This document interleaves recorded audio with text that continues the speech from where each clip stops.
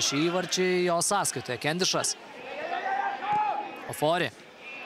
Matulevičiui, šis ieško Antalio. Antalio geras perdavimas. Lukaševič smūgis ir kamuolys vartuose.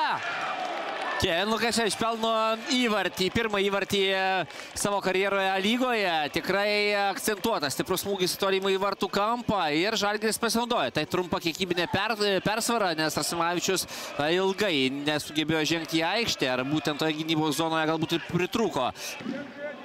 Yra prie kamuolio.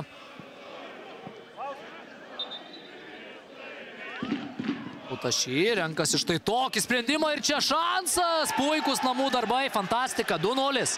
Livio Antalis, sveikas sugrįžęs į lygą. Puikiai žaistas kamuolys ir vėl Kenas Lukaševičius atliko perdavimą Livio Antalio link ir puikiai išpildyti namų darbai. Šiame sezone yra toksai vienas iš Vilniaus Žalgirio nelaimėlių. Beliulis.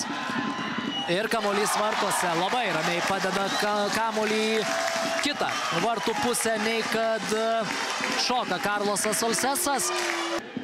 Bet po to pelnyto įvarčio akivaizdus toks Panevėžio pagyvėjimas. Dar vienas perimtas kamuolys. Steponavičius. Galimybė smūgiuoti nėra.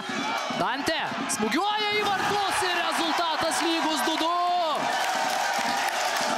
Gerą pauzę padarė Faustas Steponavičius, atrodė gali smūgiuoti ir pats, nes zona tiesiai prieš vartus, apie ten 18-20 metrų, tačiau užsimojo, galbūt išgirdo ar pamatė per greitą pakelimą ar nuleidimą žemyn. Tai yra, gal ten ir buvo nuošalė, kurią fiksavo teisėjo asistentas, nes Dovydas Švėgžda parodė iškėlęs ranką, kad viską mačiau ir nuleist ranką žemyn. Taip pat ta katėse buvo, dabar įvartis! Livio Antalis, štai tas puolėjas, kuris turi būti toje zonoje ir Livio Antalis ten ir yra. Kokį perdavimą čia išrašė Žorisas Mutaši. Nepavyko susitvarkyti su kamuoliu, dabar jau Žalgirio atsakas. Geras perdavimas, 2-1. Puikiai galimybė Vilniaus Žalgiriui, Henrike Devensas. Nėra smūgio kol kas.